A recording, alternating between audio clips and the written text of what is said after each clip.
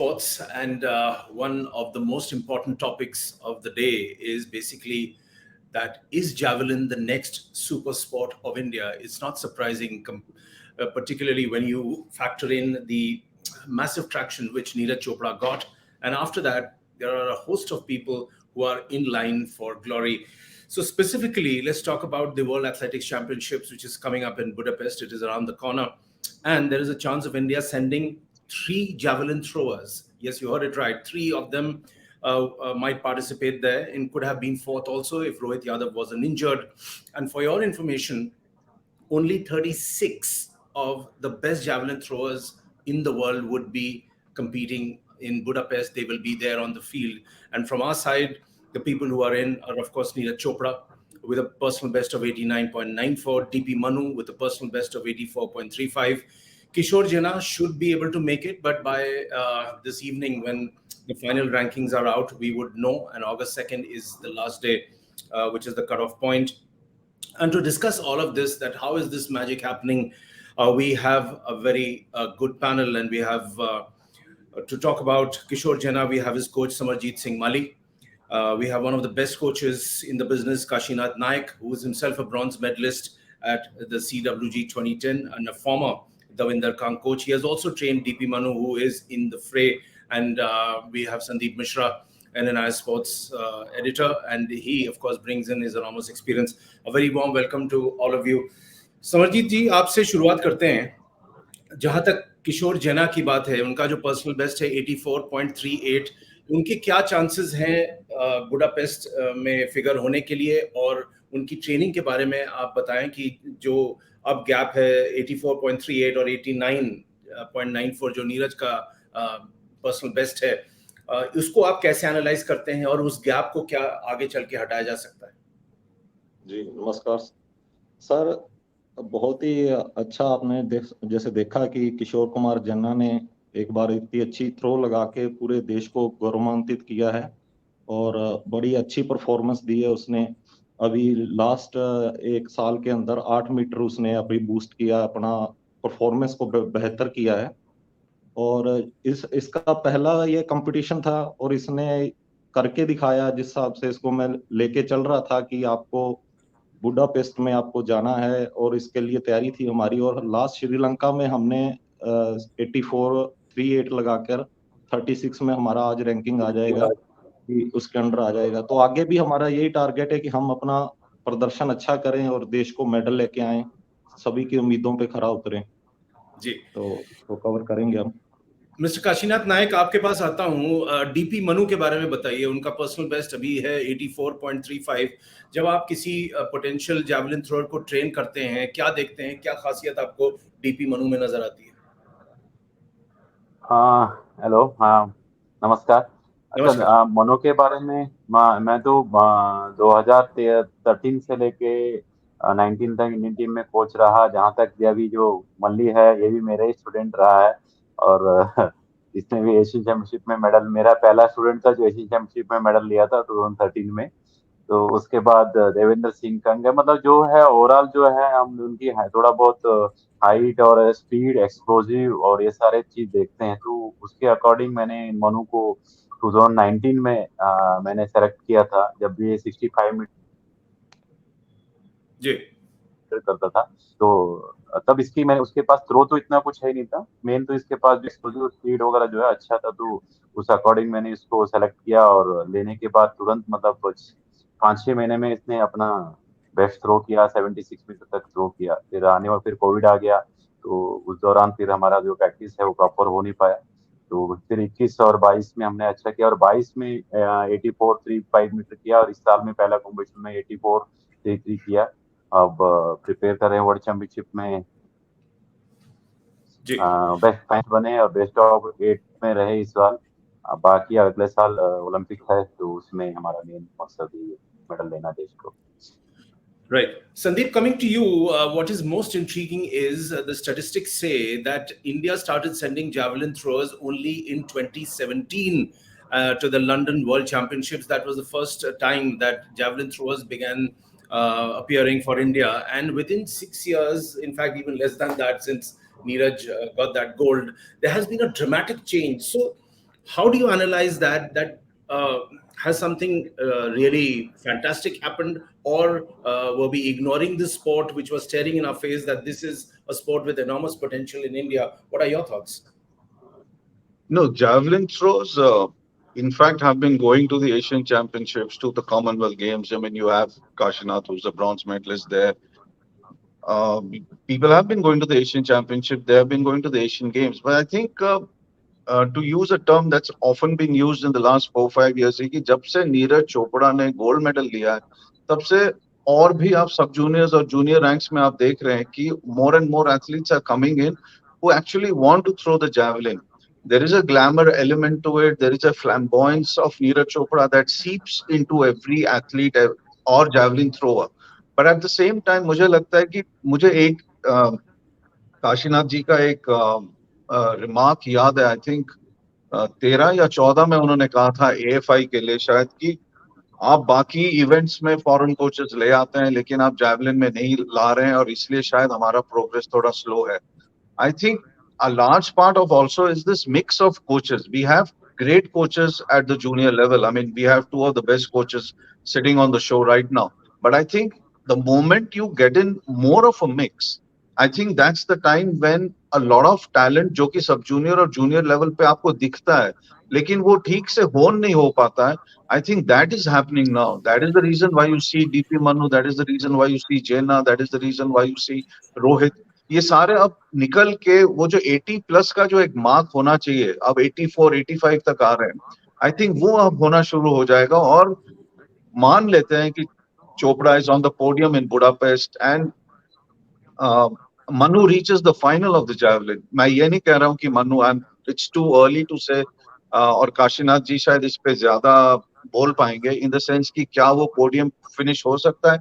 मेरे हिसाब से ऑनेस्टली, क्योंकि 2017 का वर्ल्ड चैंपियनशिप्स में मैं था जब काशीनाथ जी के एक और एथलीट कंग फाइनल पहुंचे थे. चोपड़ा फाइनल इनफैक्ट पहुंचा नहीं था.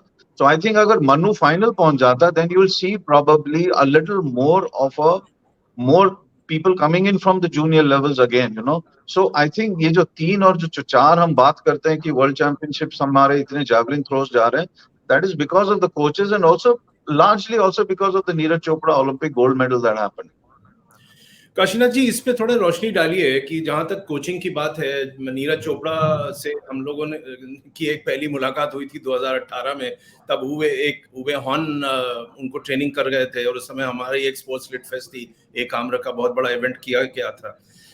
उस समय नीरज चोपड़ा एक अलग इमर्जिंग स्टार थे, अब वो सुपरस्टार हैं.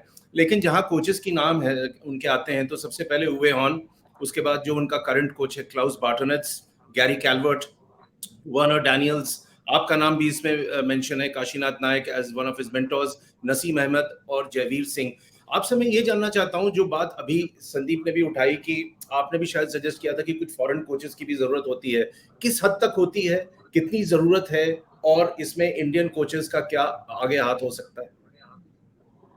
नहीं, मैं इस बात पे कहता हूँ, हमने पहले भी हमने इस तरह से फॉरेन कोचेस को हायर किया था. और अपना नीरज का पहले जो 2015-16 में मेरे पास था, तो उस समय 16 में ही अपना गैरी कलवर्ट आया था. तो उस दौरान नीरज ने 86.48 मीटर किया था. तो उसके बाद वो यहाँ से चले गए, तो चाइना चले गए थे. तो मगर ये है कि अभी हमारा देश में जो रैंकिंग में वर्ल्ड में देखा जाए, तो वर्ल्ड रैंकिंग में हमारे बेस्ट 12 के अंदर 4 एथलीट है. तो ये फिर किसी भी कंट्री का आज के दिन नहीं है. इससे बड़ा तो मतलब हो ही नहीं सकता, क्योंकि अभी फिनलैंड का जो है, पहले होते थे कि भाई टॉप 10 के अंदर उनके 4 लड़के होते थे, जर्मनी का होते थे, लेकिन आज इंडिया का नंबर 1 हो रहा है. वो मेन कारण है कि हमारा जो कोचेस है वो अभी मल्ली ने बहुत अच्छा अपना रिजल्ट दिखाया. मल्ली के पास अभी जीना का कुछ ज्यादा हाइट भी नहीं है, लेकिन आउटस्टैंडिंग अचीवमेंट है. तो वो मतलब यहाँ पे इतना टैलेंट है, लेकिन हम भी इस तरीके से काम करना चाहिए और हमें भी सपोर्ट करना चाहिए. देखो, आज एक नीरज के साथ में सिर्फ फॉरेन कोच है, बाकी जो मनु है और जीना है, ये सब हमारे पास ही रह के, और अनु रानी है, वो भी अभी वर्ल्ड चैंपियनशिप जा रही है. तो ये है कि मतलब हमारे देश में टैलेंट बहुत है, मगर उनको ऊपर ध्यान देना चाहिए. जिस तरीके से अभी नीरज को बाहर जाके कॉम्पिटिशन कर रहा है, उस तरीके से हमारा बाकी लड़के भी थोड़ा बाहर जाके कंपटीशन खेलते हैं, तो उनका भी थोड़ा वो जो मोटिवेशन होगा और उनकी जो कॉन्फिडेंस लेवल हाई होगी, तो श्योर जो है आने वाले जो वर्ल्ड चैंपियनशिप में हमारे लड़के और ओलंपिक्स में भी वन टू मतलब नीरज के साथ में हमारे और भी लड़के जो है विक्ट्री सेरेमनी में खड़े हो सकते हैं। समरजीत, आपके पास आता हूं और ये जानने की कोशिश आपसे करते हैं कि जब आप जूनियर लेवल पे ट्रेनिंग करते हैं तो जाहिर सी बात है सबसे पहले आप टैलेंट स्पॉट करते होंगे किसमें क्या काबिलियत है। फिर दूसरी चीज होती है फंडिंग और न्यूट्रिशन, क्या किस किस्म का डाइट दिया जा रहा है। और ये खास तौर से जब से नीरज चोपड़ा ने बाहर ट्रेनिंग शुरू किया है तो बहुत चर्चा में आया है कि देखिए अब उसके पीछे इंडियन एथलेटिक्स फेडरेशन ने कितना पैसा लगाया है, कैसे बाहर के कोच हायर किए गए हैं, क्या फैसिलिटी दी जा रही है। और एक पॉइंट जो बार बार संदीप कहते रहते हैं कि आपको बाहर के टूर्नामेंट्स में एक्सपोजर देना बहुत जरूरी है। तो इन चीजों को जब आप एक साथ देखते हैं, आपके मन में क्या बात उठती है, कैसे और प्रमोट किया जाए जूनियर लेवल पे? जी सर, सबसे पहले तो जैसे नीरज का मेडल आया, उसका सबसे बड़ा इफेक्ट कि साइकोलॉजिकली एक पर्दा सबके ऊपर से उठ गया कि हम इंडियंस कम नहीं है, हम मेडल ला सकते हैं। बच्चों में वो कॉन्फिडेंस आया, हमें भी वो उसकी वजह से अब ये अभी नहीं, पहले भी एफआई अपना और साई कर रहे थे स्पोर्ट्स साथ में, अभी भी अच्छा काफी न्यूट्रिशन है, हमें वो चीज मिल रही है, हम आगे बढ़ रहे हैं, उसी के साथ ही है सभी। और मतलब हमें जैसे बोला है कि अभी बार ट्रेनिंग के लिए ये प्लान हो रहा है हमारे लिए। अभी अभी अब जैना उस जगह पे पहुंच गया कि अभी हम जैसे अभी उसका ये पहला एक बड़ा कंपटीशन होगा जिसमें वो परफॉर्म करेगा। मुझे उम्मीद है कि वो अच्छा परफॉर्म करेगा और आगे हमें और कंपटीशन मिलेंगे। समरजीत, खासतौर से किशोर जेना पे आप और इन्फॉर्मेशन हमें ये बताइए कि अभी उनका जो पर्सनल बेस्ट है वो 84.38 है और आगे बढ़ने के लिए तो जाहिर सी बात है अगला टारगेट तो नीरज के आसपास ही होना पड़ेगा। तो ये गैप कैसे हटाया जा सकता है, किस किस्म की ट्रेनिंग उनको और जरूरत है, और इंटरनेशनल एक्सपोजर जो उनको दिया जा रहा है, क्या आप उससे खुश हैं? जी, अभी जो ये कंपटीशन श्रीलंका वाला था, ये हमारे मतलब कंपटीशन में नहीं था, ये भी इन्होंने एएफआई ने हमें दिया लास्ट चांस पे, क्योंकि इंडिया में कंपटीशन खत्म हो गए थे। इससे पहले हम लेबनान गए थे। इसका जेना का ये दूसरा इंटरनेशनल कंपटीशन है जिसमें बेस्ट किया। और आगे भी मतलब यही है कि जिस तरह हम इसको 9 मीटर इम्प्रूव कर लिया है 1 डेढ़ साल में, और अभी भी इसमें कंटिन्यू हमने अभी 5-6 सेशन 84+ के थ्रो किए हुए हैं, और इसमें 2-3 मीटर निकल सकता है जेवलिन। और हमारी कोशिश यही रहेगी कि हम अपना बेस्ट प्रदर्शन दें और देश के लिए मेडल लेके आए। I just wanted to ask Kashinath जी, मैं आपसे बस ये जानना चाह रहा था थोड़ा बहुत कि अभी बुडापेस्ट में जैसे मनु होगा, तो एक नेशनल कॉम्पिटिशन जो हम इंडिया में फेस करते हैं या एशिया में जो हम फेस करते हैं, वो प्रेशर और बुडापेस्ट का प्रेशर एकदम अलग होता है। आप सडनली 36 लोग वहां पे हैं जो कि वर्ल्ड के बेस्ट हैं, तो ये वाला जो प्रेशर पॉइंट होता है एक जैवलिन थ्रोअर या किसी एथलीट के लिए, ये डीपी मन्नू किस तरह से ओवरकम कर सकता है? उसको पता है कि Neeraj Chopra is world ranked 1, उसको पता है कि he is the gold medallist, और मैं अपने आप को फाइनल में कैसे लाऊं, ये मेंटली वो अपने आप को किस तरह से गियर करेगा? सर सिंपल अभी मनु तो अभी इसका थर्ड इंटरनेशनल होगा। इससे पहले कॉमनवेल्थ गेम्स भी खेला और कॉमनवेल्थ गेम्स में भी अच्छा प्रदर्शन किया, 82.5 किया। यहाँ पे भी एशियन चैंपियनशिप भी खेला, यहाँ पे भी 81 के सिल्वर मेडल लिया। तो टोटली मेरा तो यही है, जो मेरे तजुर्बा यही कहता है कि आप कंपटीशन हो, प्रैक्टिस हो, आपको सेम टू सेम ही करना चाहिए।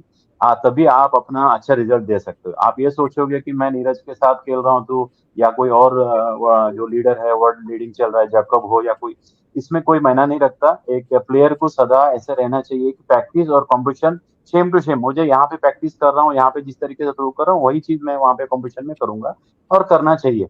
तो इस तरीके से हमारा तो यही, उसको मैं बताते रहता हूँ कि आपको वहाँ पे जाके भी क्वालिफायर राउंड भी होगा और फाइनल भी होगा। तो आपको जैसे यहाँ पे हम उस तरीके से प्रैक्टिस भी कर रहे हैं जिस तरीके से वहाँ क्वालिफायर राउंड और फाइनल होता है, तो वैसे नॉर्मली जहाँ प्रैक्टिस की सेम टू सेम इक्वल, कोई चेंज नहीं करना। और माइंड में हम लोगों को इस चीज के बारे में पहले पता नहीं था। हम जब मैं एज अ प्लेयर था, जब धीरे धीरे हमने भी कॉम्पिटिशन में इंटरनेशनल कॉम्पिटिशन खेलना शुरू किया, फिर तब पता चला कि भाई आपको किस तरीके से कॉम्पिटिशन में रहना चाहिए। तो ये मनु के लिए तो यही रहता है कि अभी वो जिस तरीके से यहाँ प्रैक्टिस कर रहा है वैसे सेम टू सेम कंपटीशन में भी वही चीज करना है, बस और कुछ नहीं सर। एक और क्वेश्चन, मोस्ट ऑफ जितने भी अभी जैवलिन थ्रोज हैं वो नीरज के साथ उनको ट्रेनिंग का बहुत कम मौका मिलता है, प्रैक्टिस करने का बहुत कम मौका मिलता है। तो जब आप ऐसे वर्ल्ड चैंपियनशिप में जहां पर नीरज सडनली वो भी थ्रो कर रहा है, तो क्या नीरज का जो एक इनहेरेंट अब कॉन्फिडेंस आ गया कि मैं वर्ल्ड सिल्वर मेडलिस्ट हूँ, ओलंपिक चैंपियन हूँ, क्या इस चीज से भी मनु थोड़ा बहुत खींच सकता है अपने लिए कॉन्फिडेंस? हाँ, ये डेफिनेटली है कि अभी हमारा जो आज नीरज नीरज ने जब ओलंपिक्स में मेडल लिया तो हमारे जितने भी लड़के हैं उनकी कॉन्फिडेंस लेवल अप हुआ, क्योंकि जैसे मलिन ने अभी कहा है कि जैसे हमारे देश में जितने भी लड़के, जब नीरज कर सकते हम भी कर सकते हैं, और जब नीरज के साथ करते हैं तो और एक एक्स्ट्रा स्ट्रेंथ, जैसे मतलब समझ लो कि जब हमारा नीरज ही लीडर है तो हम उनके साथ में उसको सपोर्ट के लिए और कर रहे हैं, तो फिर उनकी अरे भी भर दे जो हेमा। कॉन्फिडेंस है वो हाई होगा। जी हेलो। जी हाँ, जी उनका भी बोलिए। कॉन्फिडेंस हाई रहेगा कि हम ऑलरेडी हमारा हमारा ही बंदा नीरज जो है लीडिंग में चल रहा है, तो हम उनके साथ में पार्टिसिपेट कर रहे हैं, तो इनकी भी कॉन्फिडेंस जो हाई होगा। तो मतलब एक टीम की जैसे ये तीनों खेलेंगे तो और अच्छा होगा, तो श्योर अपना बेस्ट करेंगे तीनों सभी अपने अपने। समरजीत, हर स्पोर्ट में कुछ सुपरस्टार्स होते हैं और उनका नाम एक अलग रुतबे के साथ लिया जाता है। तो जैसे अगर डिकैथलॉन की बात करें, डेली टॉमसन का नाम अभी भी बहुत मशहूर है as a superstar athlete. Sprint की बात करें तो उसेन बोल्ट। सिमिलरली जहां तक जैवलिन की बात है तो इंडिया में और इस पूरे सब कॉन्टिनेंट में नीरज चोपड़ा का नाम अब स्वर्ण अक्षरों में लिखा गया है, इन गोल्डन लेटर्स। हर कोई एस्पायर करता है, और ये जैसे अभी काशीनाथ जी ने कहा कि अगर वो कर सकता है तो हम क्यों नहीं कर सकते।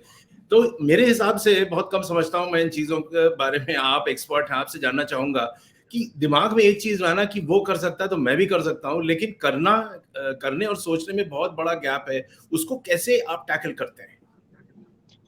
जी सर, आपने ये चीज बोली, अच्छा लगा। ये चीज में सर करने का ये है कि सर हमें एक मोटिवेशन मिलता है जो कि हमारे देश का ही जो एक जैसे अभी पीछे का रैंकिंग जब 1 से 10 तक जर्मनी का ही फ्लैग देखते थे, अब बच्चे इंडिया का, अब जो भी जूनियर आता है तो उसको इंडिया का तिरंगा दिखता है। जब वर्ल्ड रैंकिंग 10 में 4 बंदे हमारे आ रहे हैं तो उस चीज का मोटिवेशन बड़ा हमें मिलता है कि हम आगे बढ़ने के लिए और हम आगे अच्छा करें। यही हमारा मतलब रहता है कि बेटर करने की कोशिश रहती है, उनकी इम्प्रूवमेंट करने की।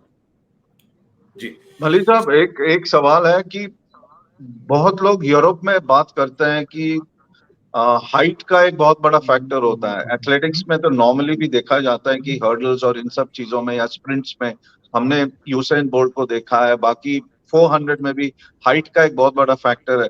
क्या आप मानते हैं कि जैवलिन थ्रो में भी हाइट का एक फैक्टर रहता है कि जो लोग 6 के करीब हैं उनको थोड़ा ज्यादा एक एडवांटेज मिल जाता है? आपका मानना है इसमें? सर मैं ज्यादा नहीं, जैसे आर्म स्पीड बहुत मैटर करता है, एंगल ऑफ रिलीज, आपका अटैक, आपकी स्पीड, कोऑर्डिनेशन। अगर हाइट ज्यादा भी है तो उसका कोऑर्डिनेशन कम होगा, उसको कोऑर्डिनेशन बनाने के लिए हमें वर्क करना पड़ता है। अगर जैना हाइट ठीक है इसका, लेकिन स्पीड एक्सप्लोसिव बहुत, हमने उस पर काम किया तो उसका हमें रिजल्ट मिला कि लॉन्ग डिस्टेंस में ब्लॉकिंग अच्छा था। तो इस चीज का फर्क पड़ता है, लेकिन इतना नहीं पड़ता कि हम उसको, बच्चे जो हाइट कम है तो वो देख के कि उसको करना ही छोड़ दें कि नहीं मेरी हाइट नहीं है। ऐसा नहीं है, अगर आप में स्पीड है, आपका हाइट ठीक एवरेज है तो आप थ्रो कर सकते हो। आपकी आर्म स्पीड बहुत काउंट करती है, आपकी स्पीड भी। Okay, let me welcome on the show Mr. Arun Das. He is a former junior national champion, and he is the man who initially trained Kishore Jena. Very warm welcome to you, Arun ji. आपसे ये जानना चाहेंगे, hopefully आप मेरी आवाज़ सुन पा रहे हैं, कि जब आप किसी यंग प्लेयर को डिस्कवर करते हैं तो आप क्या खासियत उसमें देखते हैं, और पोटेंशियल जिसमें है उसको आप कैसे मापते हैं? क्या मापदंड है? नहीं, पहले तो हमारा थैंक यू साहब। पहले हमारा किशोर जना भली में आया था, भली खेलने के लिए, हॉस्टल में दाखिल होने के लिए अच्छा। वो भली में आया था, और भली वाले ने उसको निकाल दिया था, तू हाइट नहीं है तो वो भली में रुक सकेगा नहीं। फिर इन्होंने एथलेटिक में ले लिया, इनको किशोर जना को एथलेटिक वाले ले लिया। मैं तो रिटायर हो गया उस टाइम, और वो एथलेटिक में भर्ती हो गया हॉस्टल में, भुवनेश्वर स्पोर्ट्स हॉस्टल में। फिर इन्होंने जब ट्रेनिंग लिया मेरे को बुलाया है, इन कोच ने, स्पोर्ट्स होटल वाले बुलाया मेरे को थोड़ा कोचिंग देने के लिए। मैं ज्यादा दिन गया नहीं इनके पास, 2-3 दिन गया है, लेकिन देखा है इनके पास बहुत पोटेंशियल है और फ्लेक्सिबिलिटी एजिलिटी सब है, वो फ्यूचर में अच्छा करेगा ये सोचा है हम। और उसी टाइम एक 6-7 महीने के अंदर वो 70 पार कर दिया था, 71 हमारा स्टेट मीट में डाला है जावलिन। उसी दिन हम सोचा वो दिन एक दिन अच्छा करेगा इंडिया में, अभी वो अच्छा कर रहे, 84-38 डाल दिया और इंडिया के लिए गर्व लाया, बहुत प्राउड लाया है। और हम सोचता है वो भी नीरज चोपड़ा के साथ साथ चलेगा, बहुत दिन के बाद ऐसे मिला है हमारा लिए, बहुत खुशी का बात है साहब। अरुण जी, ये कहा जाता है कि जो इंडिविजुअल स्पोर्ट्स हैं, जैसे टेनिस भी ले लीजिए, जोकोविच ने खुद बोला है कि सबसे इम्पोर्टेंट चीज हमारे लिए ये रहा है कि हु इज योर कोच, कैसी वो ट्रेनिंग दी जाती है, एक कोच कैसे मॉनिटर करता है। तो चाहे वो ट्रैक एंड फील्ड में हो, पर जैवलिन की यहाँ बातचीत चल रही है, तो जो एक बढ़िया कोच जैसे नीरज चोपड़ा आगे बढ़े तो कुछ सक्सेशन ऑफ बेहतरीन कोचेस ने उनकी मदद की। तो ये जब यंग टैलेंट उभर के आ रहा है, आपको क्या लगता है कि ग्राउंड लेवल पे किस हिसाब से सरकार सपोर्ट करती है, फेडरेशन मदद करती है, ताकि आप जैसे कोचेस समरजीत माली और हमारे साथ जो काशीनाथ नायक मौजूद हैं, खुद ही एक स्टार रह चुके हैं in the field of javelin, ऐसे लोगों की मदद कैसे मिले? हाँ साहब, आप ठीक बोला है। हमारा तो पहले इतना नहीं था अभी, लेकिन बहुत स्पोर्ट्स होटल खोल गया, ट्रेनिंग सेंटर खोल गया और इक्विपमेंट अच्छा मिल गया, गवर्नमेंट ने बहुत अच्छा देता है। ये सब हमारा बच्चे के लिए और फ्यूचर के लिए बहुत अच्छा है। और कोच का सपोर्ट भी बहुत ज्यादा चाहिए खिलाड़ी को। और आजकल हर एक बच्चे को कोच मिलता है, पहले तो 20 लड़का 30 लड़का को लिए एक कोच बनता था, अभी बहुत कोच हो गया और बच्चे के लिए सब ट्रेनिंग दे रहा है। और ये बहुत अच्छा है कि सब इक्विपमेंट भी फॉरेन से आ गया, अच्छा इक्विपमेंट, और ट्रेनिंग का इक्विपमेंट भी आ गया। इसलिए हम कोशिश सोचता है कि पहले और आगे बढ़ेगा और बहुत जैवलिन थ्रो हमारा निकलेगा इंडिया में। काशीनाथ जी, एक पॉइंट पे आपके पास आना चाहता हूं, और वो ये है कि नीरज चोपड़ा के साथ पहले उवे हॉन थे, खुद भी लेजेंडरी जैवलिन थ्रोअर रह चुके हैं और उनका नाम बड़े रिस्पेक्ट के साथ लिया जाता है। लेकिन बाद में नीरज चोपड़ा के कुछ डिफरेंसेस हुए, फिर उन्होंने क्लाउस बार्टनेट्स के साथ ट्रेन करना चालू किया, जो जर्मन है, और ये यूज किया गया एक phrase that Klaus is a biomechanical expert. Now, can you explain in simple terms what was the difference between Horn and Klaus Bartonetz, and what is the role of a biomechanical expert? नहीं, अभी close भी एक coach ही रहा है वैसे भी, लेकिन ये बायोमैकेनिकल में एक्सपर्ट था। तो जब वुहान ने उसके हेल्प लिया था कि वहाँ पे इसको मतलब कैंप में बुलाया, और लेकिन वुहान का मैं ये कहता था कि आप कोच को सदा ये नहीं कि इक्वल ट्रेनिंग नहीं होता, नीरज को भी सेम ट्रेनिंग कराया जाए और मुझे भी सेम ट्रेनिंग कराया जाए, और देवेंद्र सिंह कंग को भी इस तरीके से ट्रेनिंग नहीं होता है। ट्रेनिंग तो आपको इंडिविजुअल देखना पड़ेगा कि नीरज को कितना लोड देना है और मुझे कितना लोड देना है। वो सब चीजें में थोड़ा सा नीरज ने छोड़ने का मेन कारण वही हुआ कि नीरज को लोड ज्यादा था, तो उसकी वजह से उसको जो ट्रेनिंग है उसको शूट नहीं हुआ और एल्बो में इंजर हो गया था, तो उसकी वजह से उसने वुहान को छोड़ा। अदरवाइज वुहान भी अच्छा कोच रहा है, लेकिन थोड़ा सा वही उसको इस चीज पे काम करना चाहिए था कि भाई मुझे डिपेंडिंग ऑन पर्सन के ऊपर उस तरीके से ट्रेनिंग लोड देना चाहिए था। तो अच्छा है कि आज क्लाउस के पास जाने के बाद नीरज ने ओलंपिक में मेडल जीता, गोल्ड, और हिस्ट्री क्रिएट किया, और हमारा देश में जितने भी आज जैवलिन थ्रोअर मोटिवेशन हुए, और सिंपल है कि नीरज ने जैसे मेडल लिया तो उसी का कारण है आज वर्ल्ड में बेस्ट हमारा 10 में से 4 लड़के हैं, तो ये सब कुछ उसके कारण हुआ है। तो ये एक बहुत अच्छा हुआ कि यही है जी। Sandeep, I'll toss over to you. Maybe you would like to also interact with the other coaches directly, but I have a specific point for you, because I know you have been in touch with Davinder Singh Kang, who was at one point an emerging champion and whose name was even better known in India than Neeraj Chopra. And that was the time when they went to London for the World Championships, I believe. and then Kang had a doping problem, and from that he could never emerge. Now that's a very sad testimony. It almost sounds tragic. What are your thoughts, and how can the coaches assist such players in future? I think it's a extremely tricky area. I mean, if you really look at Kashinath ji and Mali Saab and Mr. Das, I mean, I think they all know what's happening in doping in terms of, you know, how to avoid it. Which is the instruction manual that you need to look at. But it is something that is a part and parcel of not only Indian athletics, it's a part and parcel of world athletics. Yes, in London, we were surprised that Chopra couldn't make it to the final, because at that time, I think it was not that he was supposed to get onto the podium or something, because Neeraj was just emerging out of that, you know, and trying to become a little bigger in terms of his world presence. But I think it was surprising that he couldn't make it to the final, and Kang did. And I still remember Kang telling me कि भाई साहब अगर exposure मिलेगा ना, अगर मेरे को वही चीजें मिले जो नॉर्मल वर्ल्ड एथलीट्स को मिलती हैं, तो शायद मैं और भी अपने आप को ऊपर लेके जा सकता हूँ. I think Kashinath knows Davinder a little better, in a sense that he knows him as not only as an athlete, but he probably knows him the way his mind works and all of that.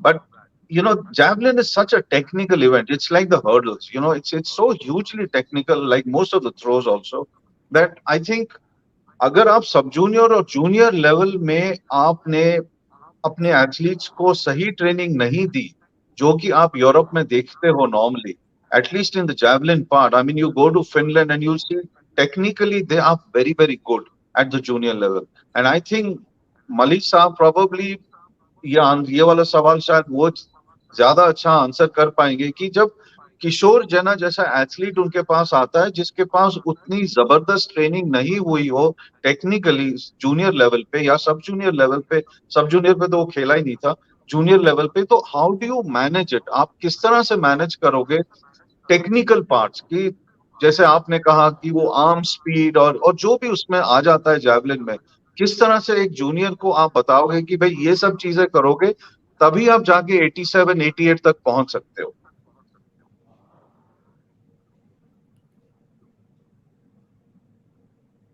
हाँ जी, मलिक साहब आपके लिए था.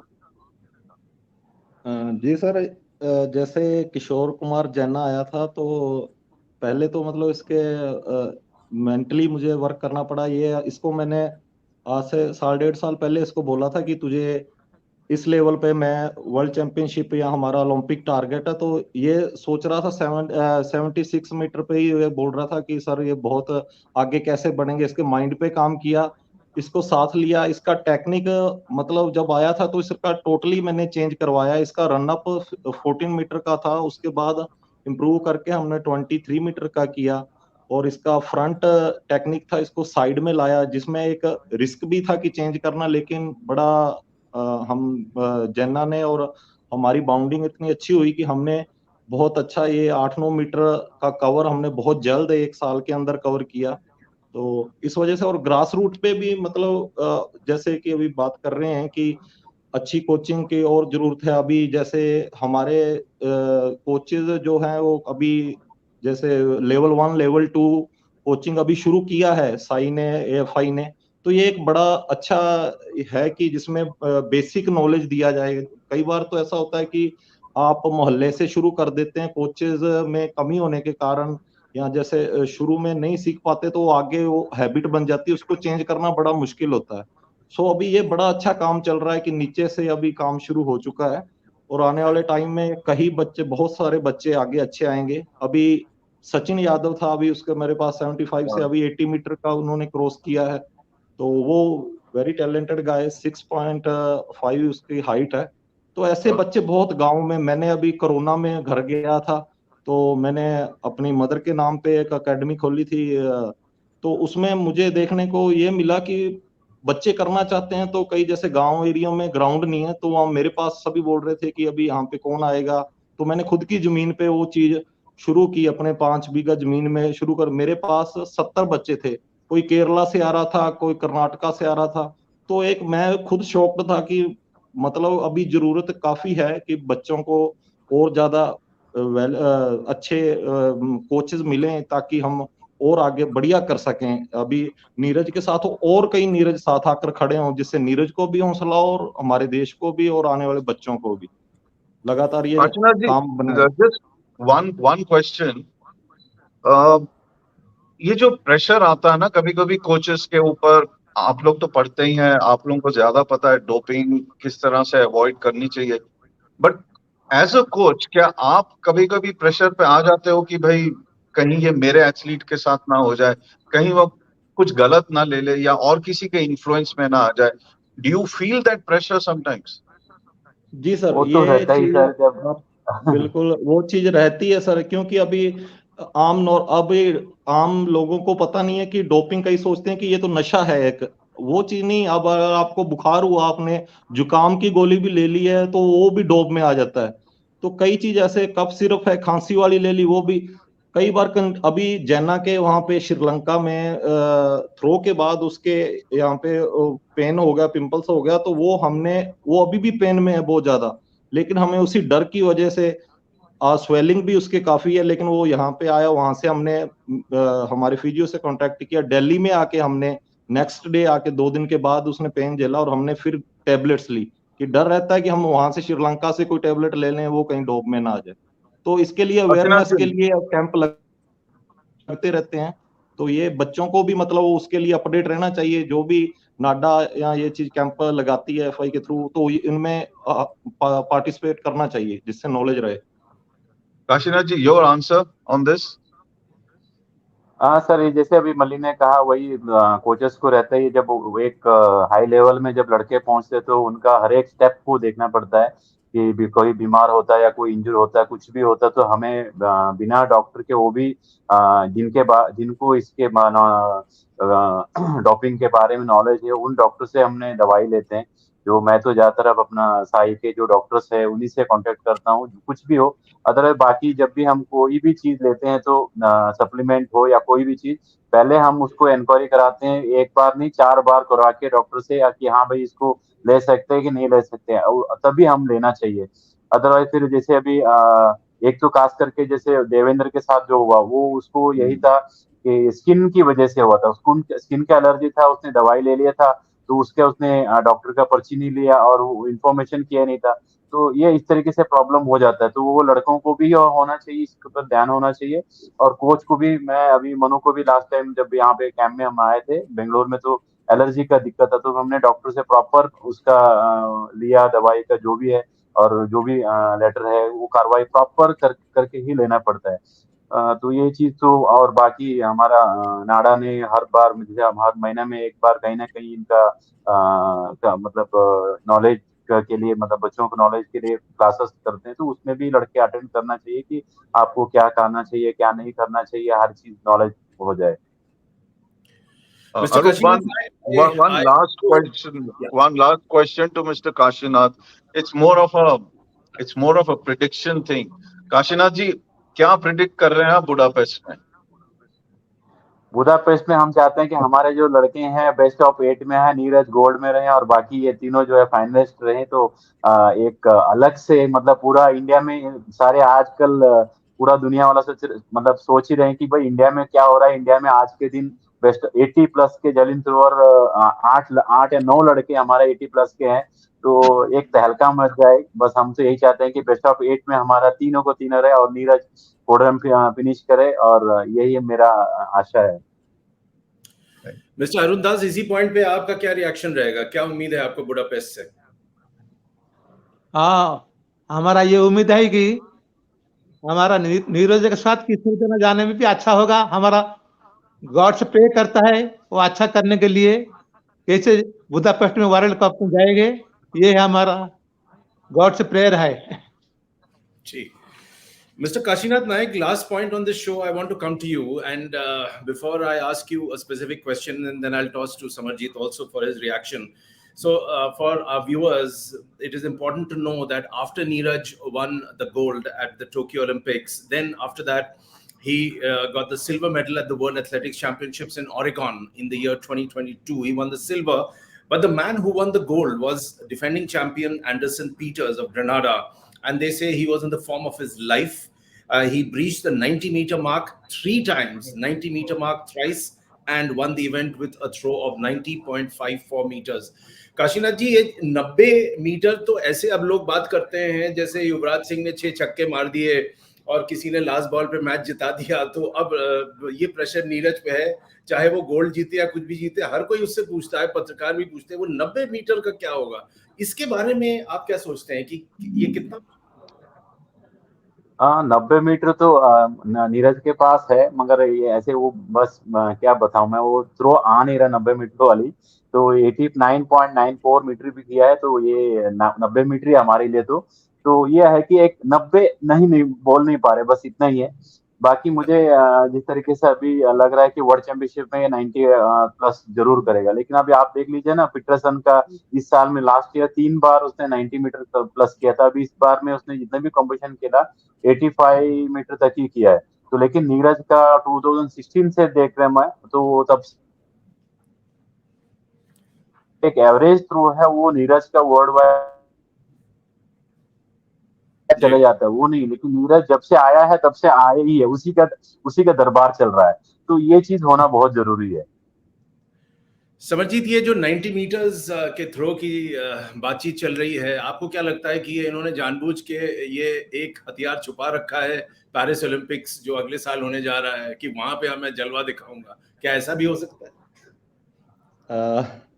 नहीं sir, वो अपना 100% कोशिश करता है। कई बार वेदर या कई बार समय लगता है, ये बहुत मेहनत के साथ आपको पूरी क्षमता को एक बनाना पड़ता है, तब जाके फोर्स लगती है। नीरज की कुछ टाइम पहले बात हुई थी इसी टॉपिक पे, आप थोड़ा बात कर रहे थे, तो नीरज ने भी बोला था कि भाई साहब ये यूरोपियन गेम है, हमारी कंट्री में थोड़ा लेट आया, अब आ गया, हमें समझ भी आ गया है, और अब हम इसे जल्दी छोड़ने वाले नहीं है, इसको और ऊंचाई पे ले जाएंगे। और मैं भगवान से भी प्रे करता हूँ कि नीरज, मन्नू, डीपी, रोहित भी जो इंजर्ड हुआ है जल्द से जल्द सही हो, और जैना भी बहुत अच्छा करे, हमारी टीम अच्छी हो, जिससे हम आगे आए। और बच्चों से भी मैं यही कहूंगा, माता पिता से भी अनुरोध करूंगा कि आप ज्यादा से ज्यादा बच्चों को स्पोर्ट्स में लगाएं, ताकि एक तो आपकी एनर्जी सेव हो, आप नशे से बचें, और हमें भी वो टैलेंट ज्यादा मिल पाए। अगर 100 बच्चा, 1000 बच्चा खेलेगा तो उसमें से हमें 2-4 नीरज जरूर मिलेंगे, और जिससे हम अपने देश का नाम ऊंचा कर सकें। Okay, on that happy note, let's conclude the show. And it is very evident that India has a terrific presence at the World Championship, World Athletic Championships in Budapest, which is going to be around the corner. So Neeraj Chopra will, of course, be there as the king of the sport with a throw of 89.94 meters. The others in the fray would be DP Manu and hopefully Kishore Jena too. And if, like we said, if Rohit Yadav wasn't injured, then he too would have been there. And that's a fantastic achievement. So one point that we must admit is that between Neeraj Chopra and the rest, there is still a substantial gap. Point one, and the second point is that they all need good coaches. So we are very fortunate that on our show we have 3 very fine coaches who have done a lot of work and who are continuing to do that. So the federation and the government must support them in future. My personal thanks to all of you, and hope to see you soon, and all the best to India at Budapest. Thank you for watching. Thank you sir. नमस्कार। Yeah.